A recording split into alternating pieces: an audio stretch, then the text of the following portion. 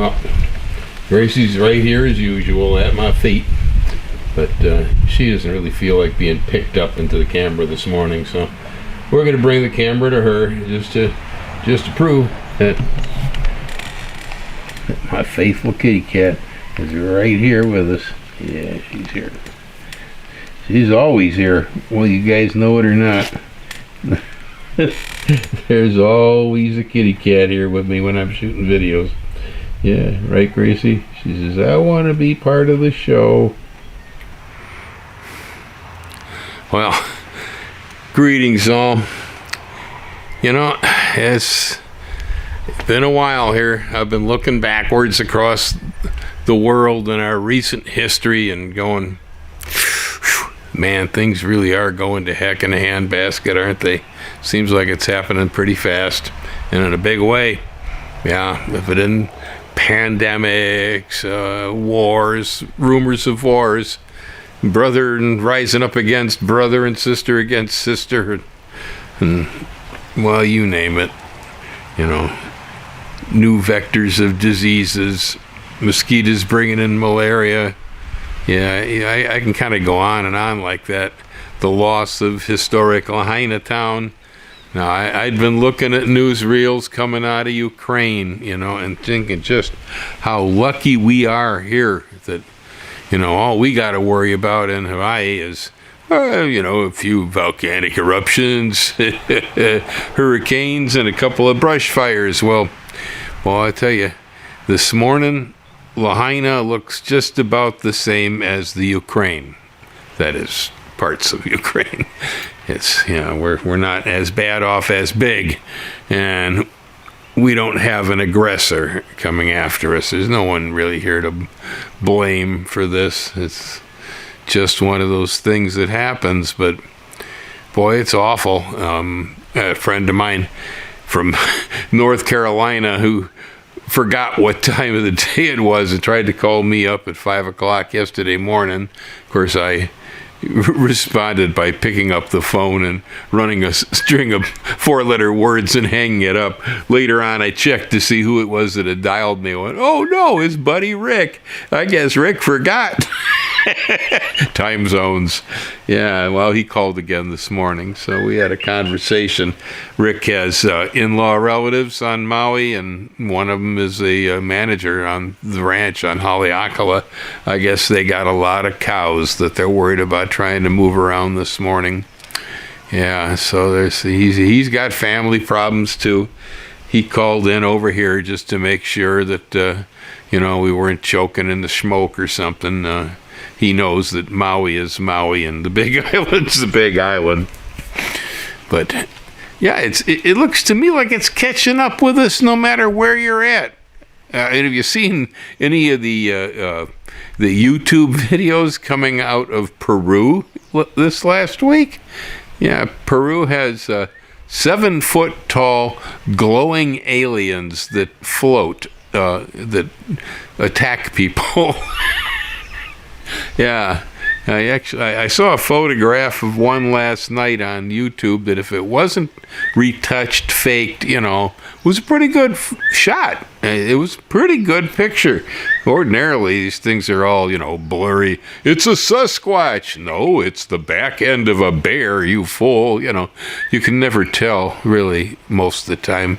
It's amazing with all the cameras and how sophisticated our technology is that, you know, you can get a real good picture of a paramecium under an electron microscope, but you can't get a decent photograph of a UFO or a Sasquatch off of a cell phone. And I get better pictures of my cat. Now, answer me this. Why can I take a picture of my cat, but nobody can get a picture of a Sasquatch, right? Yeah, this was a pretty good image if it was the real thing. It appears that they got something that's been ongoing in a village near Lima. So, you know, if it isn't wars, rumors of wars, malaria vectors, dengue fever showed up over here. Yeah, we had some dengue show up in 2 islands. We don't like that one because this Asian tiger mosquito, that it can spread that stuff.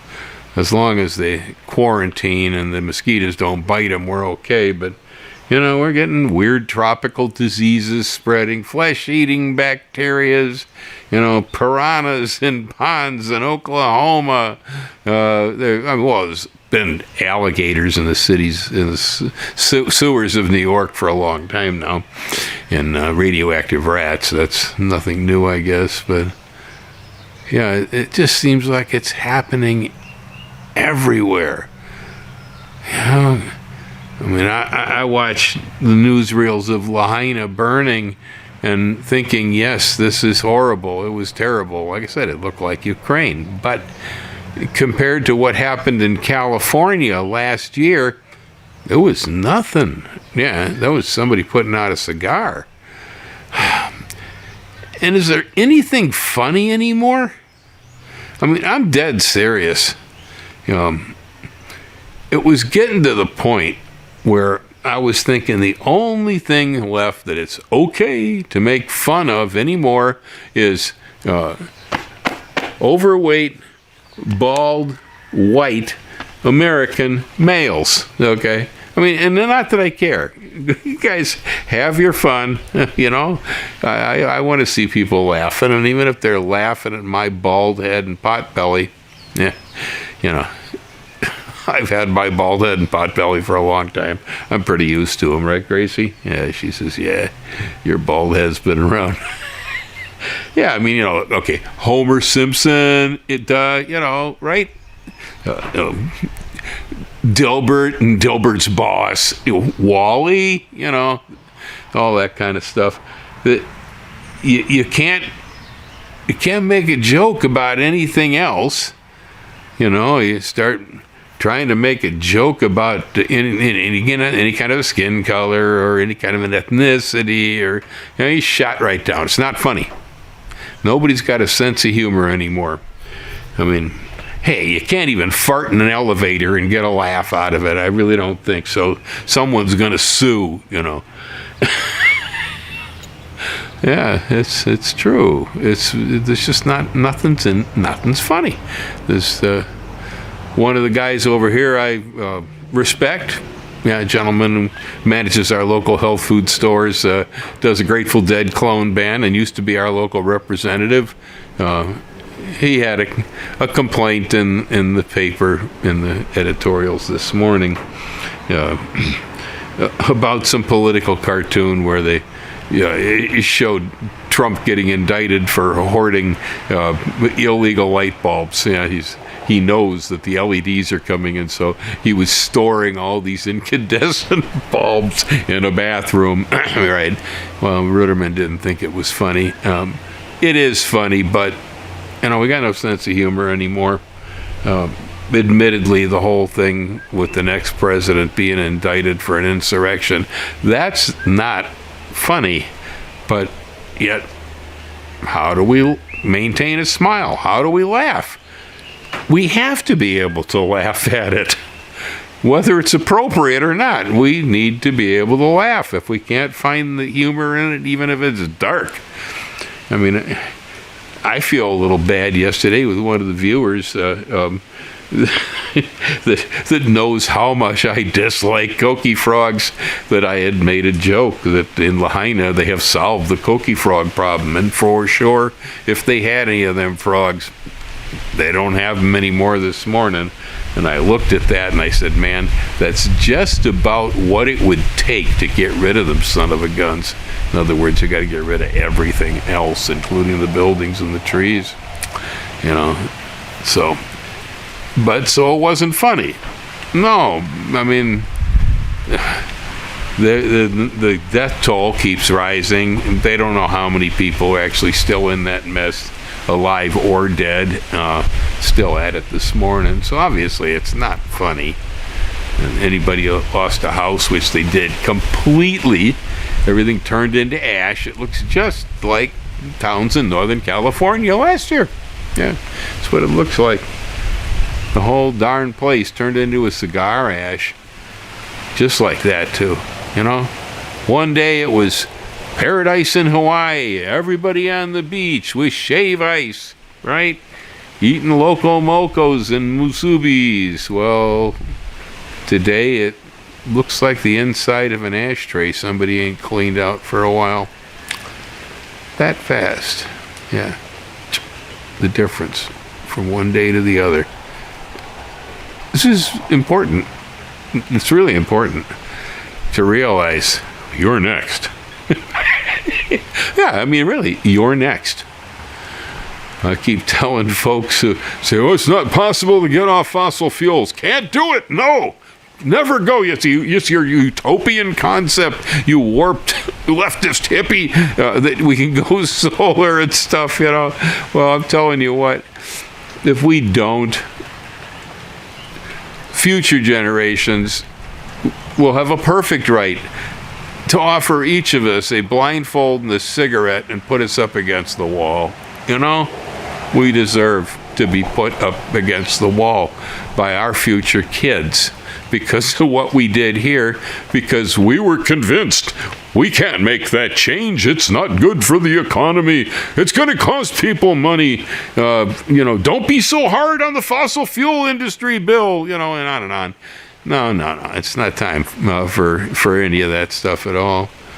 It's time to really dig down, get serious about this. It's pretty much about the same as when the Japanese come into Pearl Harbor. It's an emergency. We have a disaster on our hands. It seems to be spreading and popping up everywhere I look, and it's popping up in all different forms. It isn't just fire. It isn't just wind.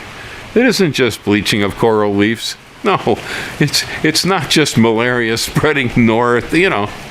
It's everywhere you look. It's something. Sound like McDonald's chicken parts and things. Yeah, right, Gracie? She don't like McDonald's either. Yeah, too greasy. I'm worried. I'm long have been a sci-fi fan. I enjoy sci-fi, whether it's reading it out of a book or, watching short stories or whole movies. It's always been a favorite genre of mine for entertainment. There was always one part of the genre that I had no interest in, and it was the post-apocalyptic crap where, now the Road Warrior stuff is tongue-in-cheek, and I kind of enjoyed that, okay? That was funny. But the rest of it, where they really get down to being totally serious about the end of the world, an alien complete takeover of the planet and everything in smoking, glowing nuclear ruin, and the last few people hanging around shooting the rats. I never enjoyed that. I don't find that to be interesting because that's not the future I want to project. When we have a vision, when we see reality as we come to it, that usually is the reality we generate. It's important. Your thoughts are your reality. What you visualize pretty much is what you get. And there's other genre of science fiction out there that's, for me, far more interesting and exciting, genre about exploration. The things I don't like is about the end of the world or about having to battle off evil aliens nonstop. I dislike both of those. Yet, here we are. Frankly, it ain't science fiction anymore. I don't know how evil they are, but they got glowing 7-foot-tall aliens running around the streets in Peru, and everything up here seems to be set in fire, drowning, blowing away. Guy in Colorado telling me how much money he's having to spend on insurance on his new EV. He says it's very expensive. I saw the figure. I said, man, whoa, I'm only spending about half that on mine. It might be a better deal. He says, well, it's the insurance companies in Colorado. Hail storms. Now, I already had reported on, and most of you know, that insurance companies are shutting down in a lot of places due to weather on your home. They won't insure your home in parts of Florida anymore, and So, but now it's auto insurance, and it has to do again with weather. The insurance companies are the best meter stick, thermometer that you have if you want to find out, is the climate actually changing? Now, it's not going to tell you why, but the insurance companies will definitely tell you that it is. They have the numbers. That's what they do. They're statisticians. Yeah, they crunch numbers and they look at money. That's all these guys do all day long. And obviously, their intent is to pay out far less than they bring in. It's not happening anymore. They're only bringing in a portion of what they're having to pay out. Doesn't work for a business, right? Well, we've got it here too. Lava Zone 1. Insurance companies don't want to go back into Lava Zone 1 after the eruptions. And I don't blame them. It wasn't a good place to be in the first place. So it's a much better off spot for ferns and frogs. Yeah, I've been sorely condemned for some of the videos where I talked about junk land, as I put it in Puna, that there is land here that nobody should ever consider building a house on, living on, developing on, doing much anything with. Land that's far better off, left for frogs and ferns. No, I got trounced by some person over that. I don't know what. They think everything here is like the land is all sacred. It's all wonderful. It's no, it's not. Some of it's hard rock. It's impossible. And it's right in the path of the next lava flow. The ground temperature underneath your feet is 800 degrees because of the recent flows and so on. Nah, junk land. Yeah, and so a lot of that stuff is now becoming here uninsurable too. Yeah, we got our own natural disasters, right? Yeah. I mean, Hawaii hasn't really gotten hit by the big one yet. For us here, the big one, tsunami. Yeah, tsunami. That's the one. Volcanic eruptions over here. Well, we get them all the time. They're not terribly dangerous, and they usually don't take out too many homes when they do it. Anyway, they're not usually very deadly. And even the hurricanes here, not usually very deadly. Stay away from the shore and keep out of the rivers and blah, blah. And in the case of Dora, watch out for fires when the wind blows, I guess. Indirect problems. But tsunamis. Now, there's the one. Everybody wants to be on the beach.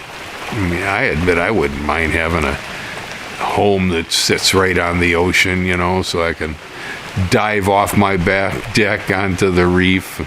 But there are negatives about all of that, and one of the biggest ones is safety. Yeah. That's the one that kills here. When them tsunami waves come rolling, and the problems that start it can be as far away as Peru or as far away as Alaska. Yeah, we've had tsunamis here generated by earthquakes that were in Alaska that were massive. The waves just keep rolling right across the Pacific. We've lost whole towns that way. Hang loose, folks. Aloha, and I hope things are just fine where you're at this morning.